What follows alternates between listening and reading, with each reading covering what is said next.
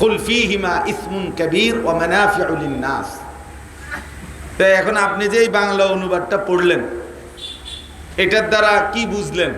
যে বোঝা গেল কিছুটা খাওয়াও যাবে, নাই তো কিছুটা উপকার তো আছে। কারণ কিছুটা খাওয়া যাবে, কথা বলেন না কেন? জুয়া কিছুটা খেলা যাবে, তাইলে তবে বাংলা অনুবাদ কোরআন শরীফের পড়লে শুধু এটার উপরে আপনি এই তর্জমাটা দেখে কোরআনের যে আরো আয়াত আছে সেটা আপনাকে উলামায়ে কেরাম বলে দিবে যে এটা দিয়েই সিদ্ধান্ত না। বুঝেন নাই কথা?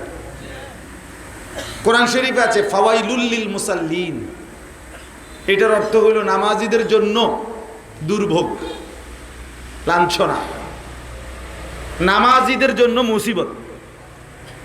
তো কি বুঝছেন আপনি?